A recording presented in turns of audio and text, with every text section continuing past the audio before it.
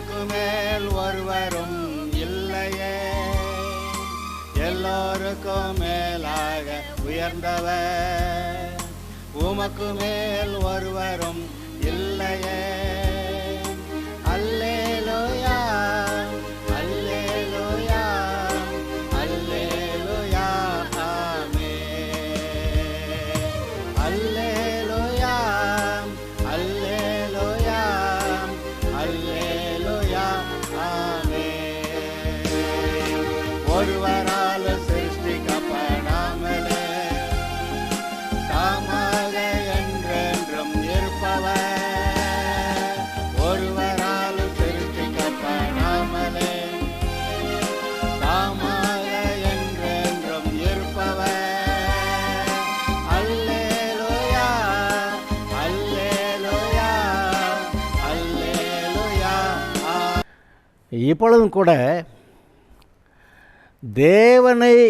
தேவனுடைய வார்த்தையை நம்பி ஏற்றுக்கொண்டால் அந்த வார்த்தைகளின்படியே நமக்கு அந்த நன்மைகள் உண்டாகிறது என்பதை பற்றி நான் உங்களிடத்தில் ஒரு சில வார்த்தைகளை பைபிளிலிருந்து பகிர்ந்து கொள்ள விரும்புகிறேன். ரட்சிக்கப்படுகிறதற்கு கூட தேவனுடைய வார்த்தையை நம்ப வேண்டும்.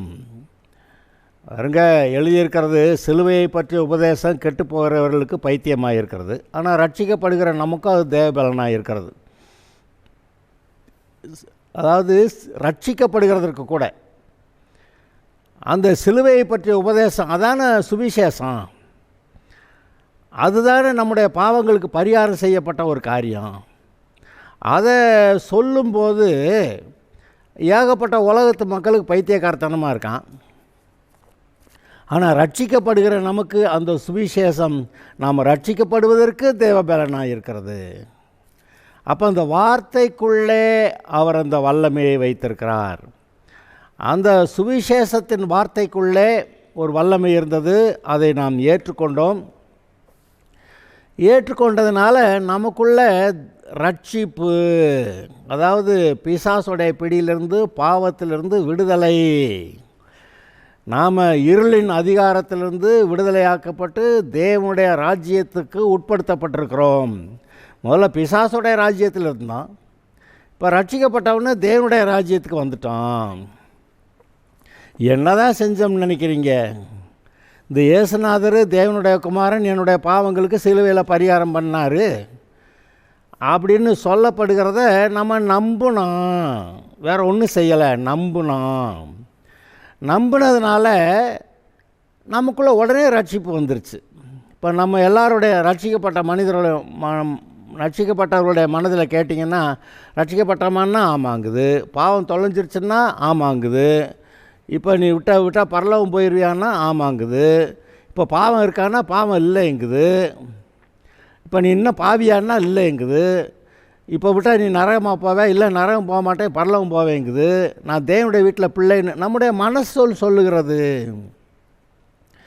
நம்முடைய மனம் சொல்லுகிறதை பற்றி பேசுகிறேன், யாரோ ஏதோ பிரசங்கம் பண்ணுறதை நான் பேசலை. இந்த சுவிசேஷ வார்த்தைகளை நீங்கள் ஏற்றுக்கொண்ட உடனேயே உங்களுடைய மனம் எப்படியோ மாறிடுச்சு. யாருமே செய்ய முடியாத வேலையை இந்த வார்த்தைகள் செய்திருக்கிறது. இன்றைக்கி போய் யாரையும் மாத்திரம்னெல்லாம் சொல்கிறாங்க, யாரையும் மாற்ற முடியாது. யாரையாவது நான் வழக்கமாக கேட்பேன், புருஷன் மனைவியை மாற்ற முடிஞ்சா, மனைவி புருஷனை மாற்ற முடிஞ்சா? முடியலை. அவங்களோட தகராறு பிரச்சனையோட வாழ்க்கையை ஓட்டிக்கிட்டு இருக்கிறாங்க, அவ்வளவுதான். ஆனால் இந்த சுவிசேஷம், சிலுவையை பற்றிய உபதேசம், இயேசு சிலுவையில் நம்முடைய பாவங்களுக்காக பரிகாரம் செய்தார் அப்படிங்கிற அந்த செய்தி, அது ஆமாம் என்னுடைய பாவங்களை போக்கும், அவர் செய்திருக்கிறார், நான் பரிகாரத்தை ஏற்றுக்கிறேன் அப்படின்னு அதை ஏற்றுக்கொண்ட போது அந்த வார்த்தை தானே, அந்த வார்த்தையை நீங்கள் ஏற்றுக்கிட்ட உடனே உங்களுடைய இருதயம் சொல்லுது, பாவமெல்லாம் தொலைஞ்சிருச்சு, இப்போ நீங்கள் தேவனுடைய பிள்ளை ஆகிட்டீங்க. நீங்கள் இருளின் அதிகாரத்திலிருந்து, பிசாசுடைய அதிகாரத்திலிருந்து நீங்கள் தேவனுடைய அதிகாரத்துக்குள்ளே, பிசாசுடைய வீட்டிலேருந்து தேவனுடைய வீட்டில் தேவனுடைய பிள்ளையா நீங்கள் வந்துட்டீங்க அப்படின்னு உங்கள் இருதயம் சொல்லுது. நீங்கள் ரட்சிக்கப்பட்டுட்டீங்கன்னு சொல்லுது. அது இந்த மனசில் இந்த மாற்றத்தை நாம் செய்ய முடியாது. இந்த கல்யாண விஷயத்தை எடுத்துக்கிறோமே. கல்யாணம் நடத்தும்போது போதகர் மாப்பிள்ளையும் கூப்பிட்டு வச்சு விசாரித்து அவங்கெல்லாம் இந்த கல்யாணத்துக்கு ஒத்துக்கிறாங்களான்னு கேட்டு, காலமெல்லாம் கர்த்தருடைய இந்த கணவன் மனைவியாக வாழ்வாங்களான்னு கேட்டு, அப்படி இவங்க ஒத்துக்கிறதுனால இவங்களை நான் கல்யாணம் பண்ணி வைக்கிறேன் அப்படின்னு சொல்லி அவங்க வாக்குறுதியெல்லாம் கேட்பாங்க. பத்தாவதுக்கு தாலியெல்லாம் கட்டுவாங்க, மாலையெல்லாம் மாற்றுவாங்க, என்னமோ செய்வாங்க. ஆனால் கல்யாணம் முடிந்தவுடனே பாஸ்டர் சொல்லிடுவார், இவர்கள் தேச சட்டப்படியும் பைபிள் சட்டப்படியும் தேவனுடைய நியமத்தின்படியும் இவர்கள் கணவன் மனைவியமாக இருக்கிறார்கள் அப்படின்னு சொல்லிடுவார். பாஸ்டர் இப்படி சொல்லத்தான் முடியும், அந்த கல்யாணத்தை நடத்தி வைக்க தான் முடியும். ஆனால் மனசுக்குள்ளே கணவன் அந்த ரெண்டு பேரோட இருதயத்தில் ஒரு உறுதியான நம்பிக்கை, நாம் இன்னாருடைய புருஷன், நாம் இன்னாருடைய மனைவி அப்படின்னு அவங்க இருதயத்தில் ஒரு உணர்வு வந்துடுது. அதோடு சேர்ந்து கர்த்தர் அந்த இடத்துல அவர்கள் இருவரையும் ஒரே மாம்சமாக்கினார். ரெண்டு பேர் ரெண்டு குடும்பத்தில் ரெண்டு பின்னணியிலேருந்து வர்றாங்க. ஆனால் இவங்க கல்யாணத்தில் அப்படி ஒன்றா வந்தவுடனே ரெண்டு பேரும் ஒரே மாம்சமானார்கள் அப்படின்னு இந்த கணவன் மனைவி உறவை காட்டில் வேறு வித்தியாசமான வேறு நல்ல உறவு எதுவுமே உலகத்தில் கிடையாது அப்படிங்கிற அளவுக்கு ஆயிடுச்சுல்ல. எவ்வளோ தான் உயிர் நண்பன்னாலும் கல்யாணத்துக்கு அப்புறம் வீட்டு வெளியில் அந்த சிட் அவுட்டில் உட்காந்து பேசி அனுப்பிச்சி விட்ருவாங்க. உயிர் நண்பன் அதெல்லாம் கிடையாது. கல்யாணம் ஆன ஒருபாடு கணவன் மனைவிக்கு இருக்கிற இடம் தனி, அந்த இடத்துக்குள்ளே வேறு யாரும் அந்த இதுக்குள்ளே வர முடியாது, வர விட மாட்டாங்க. அப்போ இந்த மனதுக்குள்ளே ஒரு மாற்றத்தை சொல்லுகிறேன். இப்போ நான் இந்த கதை பேசிக்கிட்டு இருக்கிறதுக்கு காரணம் இன்னொரு விஷயம் என்னதுன்னா, அவர் நமக்கு அதாவது பாவ மன்னிப்பு ரட்சிப்பு பரலோகம் மட்டும் இல்லை, இந்த பூமியில் ஜெயமாய் வாழுகிறதற்கு அவர் நமக்கு இருதயத்திலே விசுவாசத்தை கொடுக்குறார். எப்படி கணவன் மனைவியாக மாறிட்டாங்க, ஒரே மாம்சங்கிற உணர்வை கொடுத்துட்டாருன்னு சொன்னோம், எப்படி இயேசுவை ஏற்றுக்கிட்டாக்க சிலுவை பற்றிய உபதேசத்தை சொல்லி அதை இயேசுவை ஏற்றுக்கிட்டா நான் ரட்சிக்கப்பட்டேன்னு அந்த மனசு சொல்லுதோ, அதுபோல் இந்த வாக்குத்தத்தங்களை நீங்கள் கேட்கும்போது அந்த இருதயத்திலே அது அந்த மனதிலே ஒரு மாற்றத்தை உண்டாக்க முயற்சிக்கிறது.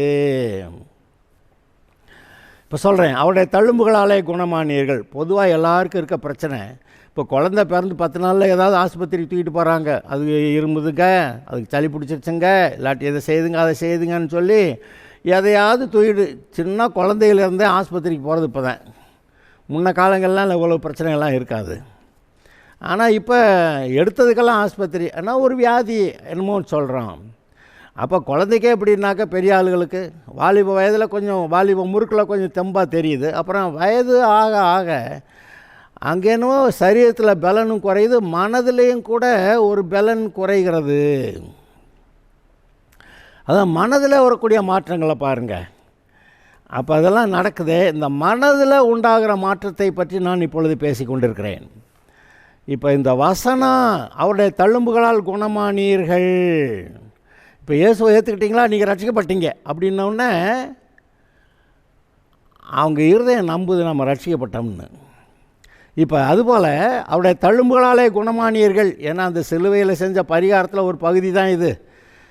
அந்த சிலுவையில் செய்த பரிகாரத்தில் பாவ மன்னிப்பு மட்டுமல்ல, தேவனுடைய பிள்ளையாக மாறுறது மட்டுமல்ல, பரலோகம் மட்டுமல்ல, இந்த பூமியிலே நல்ல சுகத்தோடு சமாதானத்தோடு சந்தோஷத்தோடு நல்ல குடும்ப வாழ்க்கை, நல்ல பொருளாதார ஆசீர்வாதம், சமுதாயத்தில் நல்ல ஒரு எல்லார் மத்தியிலையும் நல்ல ஒரு சமாதானமான வாழ்க்கை, உயர்ந்த வாழ்க்கை, பொருளாதாரத்தில் உயர்வு, பிசாசின் மேல் அதிகாரம், பிசாசோடைய கிரியைகளை அழிக்கக்கூடிய, அதாவது பில்லி சொன்ன செய்வன எல்லாம் சொல்கிறாங்களே, அதெல்லாம் அழிக்கக்கூடிய அவ்வளவு அதிகாரம் வல்லமை எல்லாம், இது எல்லாவற்றையும் கூட ஒவ்வொரு விசுவாசிக்கும் இயேசு சிலுவையிலே சம்பாதித்திருக்கிறார். இப்போ இது எல்லாவற்றையும் பெற்றுக்கொள்வது எப்படி அப்படிங்கிறப்ப கிருபையினாலே விசுவாசத்தை கொண்டு ரட்சிக்கப்பட்டீர்கள் அப்படின்னு வசனம் சொல்லுது. நான் வேணால் அதை எடுத்து அந்த ஒரு வசனத்தை நான் உங்களுக்கு வாசித்து காட்டுறேன். எபேசியர் 2வது அதிகாரம் 6 முதல் 7-8 வசனங்களை வாசிக்கிறேன். எபேசியர் 2வது அதிகாரம் 6 முதல், கிறிஸ்து இயேசுவுக்குள் அவர் நம்மிடத்தில் வைத்த தயவினாலே தம்முடைய கிருபையின் மகா மேன்மையான ஐஸ்வர்யத்தை வருங்காலங்களில் விளங்கச் செய்வதற்காக, நம்முடைய வாழ்க்கையில் அவர் நமக்கு எவ்வளவு கிருபை பாராட்டியிருக்கிறார்னு காட்டுறதுக்காக, கிறிஸ்து இயேசுவுக்குள் நம்மை அவரோட கூட எழுப்பி ரட்சிக்கப்படாமல் பாவத்துக்குள்ளே ஆவிக்குரிய ரீதியில் மரித்து போயிருந்த நம்மளை கிறிஸ்துவோடு கூட எழுப்பி, நம்முடைய ஆவி உயிர்ப்பிக்கப்பட்டுச்சான். ரட்சிக்கப்பட்ட உடனே நம்முடைய ஆவி உயிர்ப்பிக்கப்பட்டுச்சான். அவரோட கூட எழுப்பி உன்னதங்களிலே அவரோட உட்காரவும் செய்தார்.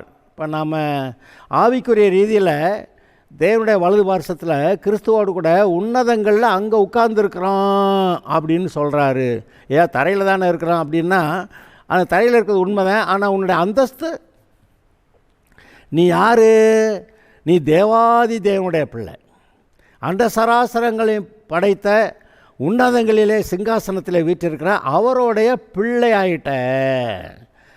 அப்புறம் என்னது உனக்கு வேறு என்ன? பிள்ளைன்னா சும்மா அப்படியே மாடு மேய்ஞ்ச மாதிரி மேய்ஞ்சிட்டு வாழ்க்கையை நடத்திட்டு போகிறதா? இல்லை, நீ கிறிஸ்துவுக்குள்ளே உன்னை கொண்டு போய் வச்சு, கிறிஸ்துவ தேவனுடைய குமாரன், அவருக்குள்ளே கொண்டு போய் உன்னை வச்சு உன்னையும் சேர்த்து கிறிஸ்துவோடு கூட உன்னதங்களில் அவருடைய பக்கத்தில் உட்கார வச்சுக்கிட்டாரு அப்படி சொல்கிறார். எந்த தேவதூதனையாவது பக்கத்தில் உட்கார சொன்னாரா? இப்போ காப்ரியல் இருக்கான், மிகாவேல் இருக்கான். இந்த 2 பேரை பற்றி பைபிளில் ரொம்ப பெரிய ஆட்களாக சொல்லப்பட்டிருக்கிறது. இந்த பெரிய தூதர்கள் எவனையாவது கூப்பிட்டு ஏப்பா வாழ்ந்து பக்கத்தில் உட்காந்துக்கன்னு யாராவது சொன்னாரா? ஆனால் உங்களே என்னை மாதிரி சும்மா சிலரை பார்த்தா தருதலைக மாதிரி அப்படி ரொம்ப மோசமான பின்னணியிலிருந்து வந்த ஆளுகள்லாம் இயேசுவை ஏற்றுக்கிட்டானா அப்படின்னோடனே வா என் பிள்ளை அப்படின்னு கூப்பிட்டு வச்சு கிறிஸ்துவுக்குள்ளே பிள்ளையாக வச்சுக்கிட்டு குடும்பத்தில் என் பக்கத்தில் உட்கார்டான்னு அங்கே தேவனுடைய வலது பாசத்தில் உட்கார வச்சுக்கிட்டேன்ற மனசு. இந்த பூமியை விட்டு நீங்கள் போகிறப்ப அங்கே தான் போகிறீங்க, நரகத்துக்கு இல்லை. அதுதானே ரட்சிப்பு. அப்போ நீங்கள் உன்னதங்கள் அங்கே உட்கார வச்சுருக்கிறாருங்கிறது இது மனசில் பார்த்தீங்களா? இது எப்படி உங்களுக்கு கிடைக்குது? கிருபையினாலே. அடுத்து, கிருபையினாலே விசுவாசத்தை கொண்டு ரட்சிக்கப்பட்டீர்கள், இது உங்களால் உண்டானதல்ல, இது தேவனுடைய ஈவு. அந்த 8வது வசனத்தை திரும்ப வாசிக்கிறேன், கவனிங்க. எபேசியர் 2:8, கிருபையினாலே விசுவாசத்தை கொண்டு ரட்சிக்கப்பட்டீர்கள். என்னது? தேவன் நமக்கு இலவசமாய் கொடுக்குற ஆசீர்வாதங்கள். அதில் ரட்சிப்பு இருக்குது, பாவ மன்னிப்பு இருக்குது, நம்ம மீட்கப்பட்டிருக்கிறோங்கிறதுக்கு, நம்ம தேவனுடைய பிள்ளையாக இருக்கிறோங்கிறது, பரலோக ஆசீர்வாதங்களை சுதந்திரிக்கலான் இருக்குது, சுகத்தை பெற்றுக்கொள்ளலான் இருக்குது, பொருளாதார ஆசீர்வாதம் பெறலான் இருக்குது, குடும்ப ஆசீர்வாதங்கள் இருக்கிறது, சமுதாய ஆசீர்வாதங்கள் இருக்கின்றன. எல்லாமே அவர் இலவசமாக நீ இப்படி நல்லா வாழ்ந்துரு அப்படின்னு கொடுத்துருக்கிறாராம். அது கிருபை. கிருபைன்னா என்னது? இலவச ஆசீர்வாதம். அது எங்கே? கர்த்தர்ட்ட மட்டும்தான் கிடைக்கும். இங்கே ரொம்ப நன்றி, ஸ்தோத்திரம். நம்ம அரசாங்கத்துக்கு நன்றி சொல்லணும். அந்த ஒவ்வொரு குடும்பத்துக்கும் இத்தனை கிலோ அரிசி இலவசம் அப்படின்னு நம்ம நாட்டில் கொடுக்கறத நினைக்கிறப்ப ஆச்சரியமாக இருக்குது. இந்தியாவில் வேறு எங்கேயும் இந்த மாதிரிலாம் கிடையாது. நம்ம நாட்டில் இப்படி இலவசம்னு சொல்லி இலவசம் இது மட்டும் இல்லை, வேறு எத்தனையோ நாங்கள் லிஸ்ட்டு போட்டு பார்த்தோம். 14-15 ஐட்டத்துக்கு மேலே வருது. பெண்களுக்கு பஸ்ஸில் ஃப்ரீ, அப்புறம் ஸ்கூலில் படிக்கிற பிள்ளைங்களுக்கு ஃபீஸ் இல்லை, அப்புறம் ஸ்கூலில் படிக்கிற சின்ன பிள்ளைகளுக்கெல்லாம் சாப்பாடு கொடுக்குறேன், என்னென்னத்தை. அப்புறம் ஆஸ்பத்திரிக்கு போனால் இலவச டெலிவரி, அதாவது கவர்மெண்ட் ஹாஸ்பிட்டல் சொல்கிறேன், இலவசமாக டெலிவரி. அப்புறம் என்னமோ மருந்து, என்ன வியாதியெல்லாம் போனாக்கா டாக்டர் பார்த்துட்டு இந்த மருந்துன்னு எழுதி கொடுக்குறாரு, மருந்தெல்லாம் ஃப்ரீ. நாங்கள் எண்ணி பார்த்து ஆச்சரியப்பட்டோம். இது எல்லாம் இலவசமாய் கொடுக்கப்படுகிறது அரசாங்கத்தினால. இது கூட நம்முடைய நாட்டு மக்களுக்கு தேவன் பாராட்டிய ஒரு பெரிய கிருபை. வேற எங்கேயும் இப்படியெல்லாம் கிடைக்கல. ஆனால் இங்கே ஆண்டவர் இந்த மக்களை நேசித்து இதை அந்த அரசாங்கத்து மக்களை கொடுக்க வச்சிருக்கிறாரு, அதிகாரிகளை கொடுக்க வச்சிருக்கிறாரு, அமைச்சர்களை கொடுக்க வச்சிருக்கிறாரு, கொடுத்துருக்குறாங்க. இது இலவசம்தான். ஆனால் இலவசமாக சோறு, போக்குவரத்து, செலவு இந்த காரியங்கள் கிடைக்குமே ஒழிய ரட்சிப்பு கிடைக்காது. இங்கே பூமியில் கிடைக்காது. ரட்சிப்பு கர்த்தர்ட்ட தான் கேட்டு வாங்கணும். அதே போல் வியாதியான ஆஸ்பத்திரிக்கு போய் அது டாக்டர் இலவசமாக பார்த்து கொடுத்துட்றாரு, மருந்து கொடுத்துட்றாரு. ஆனால் மறுபடி வயசாக ஆக அப்புறம் வேறு வியாதி, ஒரு நாளைக்கு செத்து போகிறதெல்லாம் இருக்குது. செத்து போகிறது ரட்சிக்கப்படாத மனிதனாக சாகிறதுனால நரகம் போயிடுறான். இன்றைக்கி மனிதனுடைய நிலைமை என்ன? ஆதாமுடைய சந்ததி பாவிகளாக இருக்கிறாங்க. பூமியில் இருக்கிற நாட்களில் ரட்சிக்கப்பட்டால் பரலோகம், இல்லாட்டி இல்லை. அப்போ இந்த உலக வாழ்க்கையில் ரட்சிக்கப்பட்டாதான் அந்த ரட்சிப்பு எப்படி வருது? கர்த்தர்ட்ட நேராக கேட்கணும். இயேசுவை ஏற்றுக்கிறேன், நம்முடைய குமார், நான் இயேசுவை ஏற்றுக்கிறேன், நான் ரட்சிக்கப்படுறேன் அப்படின்னு கேட்டால் அவர் பாவத்தெல்லாம் மன்னிச்சு விட்டு அந்த பிசாசுடைய வல்லமையிலிருந்து உங்களை மீட்டெடுத்து தன்னுடைய குடும்பத்தில், தன்னுடைய கண்ட்ரோலில், தன்னுடைய பாதுகாப்புக்குள்ளே வச்சுக்கிறார். அதான் ரட்சிப்பு. இப்போ ஆவிக்குரிய ரீதியில் இருக்குது. நம்ம இந்த பூமியை விட்டு போகிறப்ப சரீரம் கூட ஒரு வித்தியாசமான ஆவிக்குரிய சரீரமாக மறுரூபமாக்கப்பட்டு போயிடுவோம். இந்த சரீரம் பலவீனம் உள்ளது, அப்புறம் அங்கே போகிறப்ப அது பலவீனம் இல்லாத சரீரம். அதெல்லாம் அப்படி ஆகிறது. அப்போ இதெல்லாம் இங்கே பூமிக்குரிய வாழ்க்கையில் ஒரு ஆசீர்வாதம். அது மக்கள் அவங்கவுங்க அறிவினால், அவங்கவுங்க தயவு இறக்கங்களால் கிடைக்கிறது. இப்போ அரசாங்கம் ஒரு தயவு இறக்கம் பாராட்டி இலவசம் கொடுக்குது, ரைட்டு. ஆனால் ரட்சிப்பு நேரடியாக கர்த்தர்ட்ட கேட்டு வாங்கணும். அப்புறம் அவர் கொடுக்குற சுகம், இங்கே என்ன தான் மருந்து மாத்திரை சாப்பிட்டாலும் இந்த ஹார்ட் அட்டாக்குங்க அது பிரச்சனையாகி போச்சு, போய் ஆஸ்பத்திரி போய் 2 லட்ச ரூபா 3 லட்ச ரூபா செலவு பண்ணேன், அப்புறம் வந்தோம்ங்க, அப்புறம் ஒரு பால் ஸ்ட்ரோக் வந்துருச்சுங்க, அதில் போயிட்டாருங்க அப்படின்னு. அதாவது மாற்றி மாற்றி வேறு பிரச்சனைகள் இருக்கிறது. ஆனால் இவர்கிட்ட போனால் எந்த பிரச்சனையானாலும் நீ விசுவாசித்தால் பெற்றுக்கொள்ளலாம் அப்படிங்கிறார். இப்போ தான் பாயிண்ட்டுக்கே வர்றேன்னா, நீ விசுவாசித்தால் பெற்றுக்கொள்ளலாம், நீ விசுவாசித்தபடி உனக்கு ஆக கடவுது. இப்போ நீங்கள் ரட்சிக்கப்பட்டீங்கன்னு விசுவாசிக்கிறீங்க. யார் இந்தா பிடிச்சா அப்படின்னு சொல்லி எனத்தையா கையில் கொடுத்தாங்களா? இல்லை. இயேசுவை ஏற்றுக்கிட்டீங்க, அப்புறம் உங்கள் மனசே சொல்ல ஆரம்பிச்சிருச்சு, நீ ரட்சிக்கப்பட்டுட்ட, உன் பாவமெல்லாம் தொலைஞ்சிருச்சு, நீ கர்த்தருடைய பிள்ளையாக இருக்க, பிசாசுக்கு உனக்கு சம்பந்தம் இல்லை, நரகத்துக்கு உனக்கு சம்பந்தம் இல்லை, எந்த சாபமும் உன்னை மேற்கொள்ள முடியாது, ஆண்டவர் உன் கூட இருக்கிறாரு, உன்னை பரலோகம் கொண்டு போய் சேர்ப்பார். இவ்வளவு நம்ம மனசு பேசுது.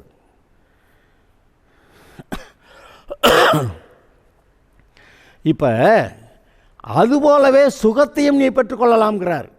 எப்படி ரட்சிப்பை, அதுக்கான வசனத்தை, அந்த சுவிசேஷத்தை நம்பினியோ அதுபோல் அவருடைய தழும்புகளாலே குணமானீர்கள்.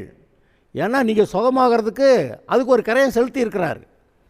அவர் நம்முடைய சாபங்களையெல்லாம் சிலுவையிலே சுமந்து, நம்முடைய பாவங்களையெல்லாம் சுமந்து, சாபங்களையெல்லாம் சுமந்து, நம்முடைய பாவங்களுக்கு சாபங்களுக்கான தண்டனையை இயேசு அனுபவித்ததுனாலே, ஒரு வேதனைப்பட்டு ரத்தம் சிந்தி மரித்து அடக்கம் பண்ணப்பட்டு, அதனாலே அதுதான் பரிகாரம். அந்த பரிகாரத்தினால நீங்கள் ரட்சிக்கப்பட்டீங்க. அந்த ரட்சிப்புக்குள்ளே அந்த சுகமும் இருக்கிறது. நம்முடைய வியாதிகளையெல்லாம் சுமந்தார். சாபங்களில் வியாதியும் வருது, சாபங்களில் தரித்திரம் வரும், சாபங்களில் சமாதானம் இல்லாதது வரும், சாபங்களில் சந்தோஷமே இல்லைங்க, டிப்ரெஷன், சோர்ந்து போச்சுங்க, வாழ்க்கையே வெறுத்து போச்சுங்க, அதெல்லாம் அந்த சாபங்களில் வருது. அப்புறம் சண்டைங்க, சாபங்கள் தானே. ஒருத்தர் வெட்டிக்கிறான், குத்திக்கிறான், சாபங்கள் தானே. யுத்தங்கள் சாபங்கள் தானே. ஒரு மனப்பாடு இல்லாமல் எப்போ பார்த்தாலும் போட்டிக்கு பொறாமையில் அப்படி கடந்து இருக்கிறது சாபங்கள் தானே. அப்போ இந்த சாபங்களையெல்லாம் இயேசு சிலுவையில் ஏற்றுக்கிட்டு சுமந்தாராம். அதில் இந்த வியாதிக்கு நம்முடைய வியாதிகளையும் சுமந்தாருன்னு வருதில்ல, அவருடைய தழும்புகளால் குணமானீர்கள், அவருடைய தழும்புகளால் குணமானீர்கள். இயேசு சிலுவையில் இருக்கும்போது நம்முடைய பாவங்கள், சாபங்கள் எல்லாவற்றையும் அவர் சுமந்ததுனால இப்போ நமக்கு பாவத்திலேருந்து மட்டும் விடுதலை இல்லை, இந்த வியாதியிலேருந்தும் விடுதலை இருக்குது. தரித்திரத்திலிருந்து விடுதலை இருக்குது, மனக்குழப்பத்திலிருந்து விடுதலை இருக்குது, நிம்மதியே இல்லைங்க அப்படிங்கிற நிலைமையிலேருந்து விடுதலை இருக்குது. ஏன்னா அதுக்கெல்லாம் அவர் கரையை செலுத்தி இருக்கிறார். அப்போ காசை கொடுத்துட்டா பொருளை வாங்க வேண்டியதான கடையில். அப்படி அவர் காசை கொடுத்துட்டே போய் வாங்கிக்கன்னா நமக்கு போய் ஒழுங்காக வாங்க தெரியலை. அங்கே தான் பிரச்சனையே. நமக்கு ஒழுங்காக அதை வாங்க தெரியலை. விசுவாசித்தா கிடைக்கும்ன்றாரு. அந்த ரட்சிப்பை விசுவாசிக்க ரட்சிப்பு வந்துருச்சு. இப்போ சுகத்துக்கு விசுவாசித்தா சுகம் வரும்ன்றாரு. எவ்வளவு பிரசங்கம் கேட்டாலும் பல சமயத்தில் இந்த மனதுக்குள்ள அந்த விசுவாசம் என்ன வரல பார்த்தீங்களா? அந்த பிரச்சனையை அதை உடைச்சி உங்களுக்குள்ள விசுவாசத்தை உண்டாக்குறதுக்கு ஏதாவது பண்ண முடியுமான்னு நினச்சிக்கிட்டு இந்த வசனத்தை பேசிகிட்டு இருக்கிறேன். வசனம் வாசிக்கிறேன். 1 பேதுரு 2வது அதிகாரம் 24வது வசனம். நாம் பாவங்களுக்கு செத்து நீதிக்கு பிழைத்திருக்கும்படிக்கு அவர்தாமே தமது சரீரத்திலே நம்முடைய பாவங்களை சிலுவையின் மேல் சுமந்தார், அவருடைய தழும்புகளால் குணமானீர்கள். அப்போ சுகத்தை பற்றி பேசுகிறப்ப அவருடைய தழும்புகளால் குணமானீர்கள். சரி, யாக்கோபு நிருபத்தில் ஒரு வரியை நான் வாசிக்கிறேன். யாக்கோபில் 5வது அதிகாரத்தில்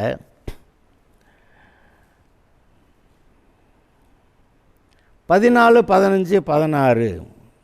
உங்களில் ஒருவன் வியாதிப்பட்டால் அவன் சபையின் மூப்பர்களை வரவழைப்பானாக. அவர்கள் கர்த்தருடைய நாமத்தினாலே அவனுக்கு எண்ணெய் பூசி அவனுக்காக ஜெபம் பண்ண கடவர்கள். அப்பொழுது விசுவாசமுள்ள ஜெபம், என்ன ஜெபம்? விசுவாசமுள்ள ஜெபம் பிணியாளியை ரட்சிக்கும். கர்த்தர் அவனை எழுப்புவார்.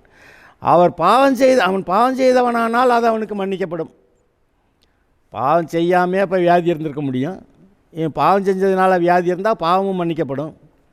நீங்கள் சொஸ்தமடையும்படிக்கு உங்கள் குற்றங்களை ஒருவருக்கொருவர் அறிக்கையிட்டு ஒருவருக்காக ஒருவர் ஜெபம் பண்ணுங்கள். நீதிமான் செய்யும் ஊக்கமான வேண்டுதல் மிகவும் பலனுள்ளதாக இருக்கிறது. இந்த பாவம் இருந்துச்சுன்னா அது வியாதியை உண்டாக்கும். அப்போ இந்த பாவத்தை தொலைக்க என்ன செய்கிறது? ஒருவருக்கு நான் அப்படி பாவம் செஞ்சு விட்டேன், அதனால் அப்படி ஆகிப்போச்சு அப்படின்னு ஒருத்தருக்கு ஒருத்தர் அறிக்கை பண்ணிவிட்டு கர்த்தர் எனக்கு மன்னிக்கணும் அப்படின்னு சொல்லி 2 பேரும் சேர்ந்து ஜெபம் பண்ணால் பாவமும் மன்னிக்கப்படுது, சுகமும் உண்டாகுது. இப்போ என்ன நடந்துருச்சு? இவ்வளோ நாளாக பாவத்தை அறிக்கை பண்ணாமல் அதை மறைச்சி வச்சுக்கிட்டே இருந்து அது செஞ்சிட்டோன்னு சொல்லி பாவம் எண்ணத்தோடு இருந்துக்கிட்டு அப்படியே போனதுனால அந்த சாபமும் அந்த வியாதி அங்கே இருந்துக்கிட்டே இருந்துச்சு. இப்போ பாவத்தை காலி பண்ண என்ன செய்யணும்? ஐயையோ இப்படி செஞ்சு விட்டேன் ஆண்டவரே எனக்கு மன்னிக்கணும்னு சொல்லி அவர்கிட்ட அறிக்கை பண்ணணும். அது பல சமயத்தில் சில காரியங்களை மற்றவங்ககிட்ட, அதாவது சில சொல்லக்கூடிய காரியங்களை தான் சொல்கிறேன், சில மற்றவங்ககிட்ட சொல்லக்கூட பேர் கெட்டு போயிருன்னு வச்சுருப்பாங்க. ஆனால் அறிக்கை செய்து விட்டு விடுகிறவன் இரக்கம் பெறுவான், பாவத்தை மறைக்கிறவன் வாழ்வடைய மாட்டான், அதை அறிக்கை செய்து விட்டு விடுகிறவன் இரக்கம் பெறுவான் அப்படின்னு இருக்குது. அதனால் நான் அப்படி செஞ்சுட்டேன் எனக்கு மன்னிக்கணும்னு சொல்லி கர்த்தர்கிட்ட கேட்கணும். இதை ஒருத்தருக்கு ஒருத்தர் 2 விசுவாசிகள் கூட இருந்து ஒருத்தருக்கு கூட பாவத்தை ஒருத்தர் அறிக்கை பண்ணிக்கிட்டு அவங்க 2 பேரும் சேர்ந்து ஜெபம் பண்ணாங்கன்னா நல்லாயிருக்கும். எலியா என்பவன் நம்மை போல பாடுள்ள மனுஷனாக இருந்து மழை பெய்யாதபடிக்கு கர்த்தாய் ஜெபம் பண்ணான். அப்பொழுது 3 வருஷம் 6 மாதம் பூமியின் மேல் மழை இல்லாது இருந்தது. மறுபடியும் ஜெபம் பண்ணான். அப்பொழுது வானம் மழையை பொழிந்தது, பூமி தன் பலனை தந்தது. எலியா நம்மை போல பாடுள்ள மனுஷனாக இருந்தால் அவன் மழையை அடைக்கவும் செஞ்சான், அப்புறம் மழையை பெய்ய வைக்கவும் செஞ்சான். அதுபோல் நீங்கள் இந்த பாவத்தை மன்னிக்கிறதுக்கு அவர் கஷ்டம் இல்லை. ஆனால் நான் பாவம் செஞ்சுட்டேனே, இனிமேல் நான் பாவம் செய்ய மாட்டேன், நான் அறிக்கை செய்கிறேன்னு அறிக்கை செய்ய சொல்கிறார். அறிக்கை செஞ்சுட்டா இருதயம் மனசு விடுதலை ஆகிரும். மனசு விடுதலை ஆகிட்டால் சுகம் தானாக இறங்கிடும். அப்போ இந்த விசுவாசிக்கிறதுக்கு தடைகள் நம்முடைய பாவம் ஒன்று இருக்குது. அந்த பாவத்தை போக்கிட்டால், பாவத்தை போக்குறதா பாவத்தை அறிக்கை செஞ்சு விட்டுறது. அப்போ போய்கிட்டால் பாவம் போயிடுச்சுன்னா அப்போ சுகம், ஆவியானவருடைய கிரியை நம்முடைய மனதில் சுலபமாக இருக்குது. அவர் வர்றாரு, மனதை சரி பண்ணுறாரு, சுகமும் வந்துடுது. ஏன்னா அதுக்கு மேலே பிசாசுக்கு பாவத்துக்கு உங்ககிட்ட அங்கே இடம் இல்லை. அப்போ என்ன சொல்கிறாரு? கிருபையினாலே விசுவாசத்தை கொண்டு ரட்சிக்கப்பட்டீர்கள். கிருபைன்னா இலவசமாக எல்லாம் செஞ்சு வச்சுட்டே உனக்குன்றார், இவ்வளோ சொத்து சேர்த்துருக்கேன்றார். அந்த சொத்தில் சுகமும் இருக்கிறது. அதை விசுவாசித்து எடுத்துக்கொள்ளணுமா. இந்த மனசு என்ன சொல்லுது, இந்த குரங்கு மனசு சமயத்தில் இன்னும் சுகமாகலை, கர்த்தர் ஜெபம் கேட்கலை, இன்னும் வயிற்ற வலிக்குது, இங்கே இப்படி இருக்குது, இந்த போராட்டமாக இருக்குது, அங்கே பாருங்க அங்கே இழுத்துக்கிட்டு கிடக்குது, மூச்சு விட முடியல, திணறிக்கிட்டு இருக்குது அப்படின்னு சொல்லி இதை பெருசாக ஆக்கி அவர் கொடுத்த அந்த ஆசீர்வாதத்தை, அந்த கிருபையை, அவர் நமக்காக சிலுவையில் வியாதியை சுமந்ததை நாம் சின்னதாக்கிடுறோம். அவருடைய தழும்புகளாலே குணமானீர்கள், அதுதான் உங்களுடைய சுகத்துக்காக செலுத்தப்பட்ட கிரயம். ஆனால் அதை பெருசாக நினைக்காம இந்த வியாதியை பெருசாக நினைக்கிறப்ப, அப்போ வியாதியை பெருசாக நினச்சா என்னது, வியாதி ஒரு பெரிய விஷயம் அப்படின்னு சொல்லி மனதில் வியாதியை விசுவாசிக்கிறோம், கர்த்தருடைய சுகத்தை விசுவாசிக்கலை. அவர் என்ன பண்ணுறாரு, நீ சுகத்தை விசுவாசித்தா பெற்றுக்கொள்வோப்போ அப்படின்ட்டார். அது சும்மா கெஞ்சி மண்டாடி உருண்டு பிறண்டு ஏதாவது வாங்கிடலாமா, சரி 1-2 கேஸில் நடந்திருக்கலாம், நான் இல்லைன்னு சொல்ல வரல. ஆனால் பவுல் கூட போய் 3 தடவை ஜெபம் பண்ணானா, என்னை இந்த பிசாசு என்னை குட்டுகிற சாத்தானுடைய தூதனாய், எனக்குள்ளே ஒரு முள் இருக்குது சரீரத்தில், அது சாத்தான் என்னை குட்டுகிற தூதனாய் இருக்கிறது அப்படின்னு சொல்லி 3 தடவை ஜெபம் பண்ணானா, 3 தடவையும் அவர் இந்த சரி போ உனக்கு சுகம் அப்படி சொல்லலை, என் கிருபை உனக்கு போதும்னு சொல்லி முடிச்சிட்டாரு. அதாவது இந்த சுகத்துக்கான கிருபையை நான் ஏற்கனவே உனக்காக அங்கே சிலுவையில் நான் செஞ்சு முடிச்சிட்டேன் இல்லையா, அதை நம்ப ஏற்று வந்துடும்ன்றாரு. ஆனால் அவனுக்கு கூட ஒரு இடத்துல அந்த விசுவாசிக்க முடியாமல் போயிடுச்சு. இப்போ அவனை விசுவாசித்தாதான் அந்த சுகத்தை பெற முடியும், அந்த குட்டும் சாத்தானோட்டிருந்து விடுதலையாக்க முடியும். சீஷர்கள்லாம் போய் கேட்டாங்க, அதாவது லூக்கா 17வது அதிகாரத்தில் இருக்குது, சீஷர்கள்லாம் போய் எங்களுக்கு விசுவாசத்தை கொஞ்சம் நிறையா கொடுங்க அப்படின்னு கேட்டாங்க, விசுவாசத்தை வர்த்திக்க பண்ணுங்கள்னு கேட்டாங்க எல்லாருமா. அவர் என்ன பண்ணிட்டார், கடுகளவு விசுவாசம் உனக்கு இருந்தால் கூட மலையை பார்த்து பிடிங்கி நாங்கிட்டு போ அப்படின்னா போயிடும், இந்த மரத்தை பிடிங்கி அங்கே நடுன்னா நட்டுரும், கடுகளவு விசுவாசம் இருந்தான்ட்டார். அவர் விசுவாசத்தை அள்ளி கொடுத்தாரா, சொல்கிறாரு நீ நான் சொன்னல நம்புன்றார். ஆனால் இது இருதயம் பாருங்கள் எவ்வளவு எடக்கு பண்ணுது, நம்ப மாட்டேங்குது. ஆனால் நம்ப சொல்கிறாரு, நம்பிட்டா சுகம் வந்துடுது. சுகம் போல் மற்ற எல்லா காரியங்களும் அப்படி தான் இருக்குது. இப்போ நான் இன்னொரு வசனத்தை நான் உங்களுக்கு வாசித்து காமிச்சு முடிக்கிறேன். 8வது அதிகாரத்தில் 41 முதல் வாசிக்கிறேன். நீங்கள் உங்கள் பிதாவின் கிரியைகளை செய்கிறீர்கள் என்றார். அதற்கு அவர்கள், நாங்கள் வேசித்தனத்தினால் பிறந்தவர்கள் அல்ல, ஒரே பிதா எங்களுக்கு உண்டு, அவர் தேவன் என்றார்கள். இயேசு அவர்களை நோக்கி, தேவன் உங்கள் பிதாவாக இருந்தால் என்னிடத்தில் அன்பாக இருப்பீர்கள், ஏனெனில் நான் தேவனிடத்திலிருந்து வந்திருக்கிறேன், நான் சுயமாய் வரவில்லை, அவரே என்னை அனுப்பினார். இயேசு தேவனால் அனுப்பப்பட்டாருங்கிறத சொல்ல வர்றாரு. நீங்கள்லாம் பிசாசு பிள்ளையாக இருக்கிறதுனால ரட்சிக்கப்பட மாட்டேங்கிறீங்க அப்படின்றாரு. அந்த இடத்துல ஒரு முக்கியமான விஷயம், 43வது வசனம், என் வசனத்தை நீங்கள் ஏன் அறியாமல் இருக்கிறீர்கள். ஏன் புரிஞ்சுக்கிற மாட்டேங்கிறீங்க? என் வசனத்தை நீங்கள் ஏன் அறியாமல் இருக்கிறீர்கள், அதில் ஏன் ஏற்றுக்கலை அப்படிங்கிறது அர்த்தம் இருக்கிறது. யோசேப்பு அதாவது மரியாள் தன்னுடைய முதல் பேரான குமாரனை பெறும் வரைக்கும் யோசேப்பு அவளை அறியாதிருந்தான் அப்படின்னா அவளோட சேராதிருந்தான். இங்கே அறியாதிருந்தான்ங்கிறத இந்த வரியும் வருது. என் வசனத்தை நீங்கள் ஏன் அறியாமல் இருக்கிறீர்கள், அதை ஏன் ஏற்றுக்கலாமல் இருதயத்தில் உள்ளே வைக்காமல் இருக்கீங்க? என் உபதேசத்தை கேட்க மனதில்லாதிருக்கிறதுனால அல்லவா. மனசில்லை, இவருடைய வார்த்தை இதுக்கு மேலே கேட்குறதுக்கு மனசில்லை. ரட்சிக்கப்பட்டு வந்துட்டோம், இன்னும் கர்த்தருக்குள்ளே இன்னும் வளரணும், கிறிஸ்துவை போல் மாறணும், கிறிஸ்துவை போல் பூர்ண புருஷராகும் வரைக்கும் நாம் சரியாக போதிக்கப்படணும்னு தான் அப்போஸ்தலர் தீர்க்கதரிசி இந்த ஊழியங்கள்லாம் சபையில் வச்சுருக்கிறாரு. அப்போ அந்த ஏற்றுக்கணும்ல. நாம் நிறைய பேர் விசுவாசிகள் நான் இன்னும் பாவின்றாங்க. நீ பரிசுத்தமாக்கப்பட்டிருக்கிற, ரத்தத்தால் கழுவப்பட்டிருக்கிறதுங்கிறத ஏற்றுக்கலை இல்லைன்னா, நீ நீதிமான்னா அது எப்படி அப்படின்றாங்க, கர்த்தருடைய மகிமை உன் மேலே இருக்குன்னா அது எப்படி அப்படின்றாங்க. ஆனால் அவர் அதை தான் சொல்லி வச்சுருக்கிறாரு. அப்போ அதை ஏற்றுக்கிறாமல் இருக்குல்ல, அதுபோல் இது சுகத்துக்கான வசனத்தையும் ஏற்றுக்கிறாதனால தான் இப்படி இருக்குன்றாரு. ஏற்றுக்கிறவீங்களா? அப்போ மனசுக்குள்ளே சுகத்தை ஏற்றுக்கிறவேன்னு சொல்லுவீங்களா? அந்த வசனத்தை ஏற்றுக்கிறீங்களா? அவருடைய அதிகாரத்தில் இருக்கிறேன், எனக்கு சுகம் உண்டாகிருக்குதுன்னு நீங்கள் சொல்லுவீங்களா? சுகம் உண்டாகும். Okay, God bless you.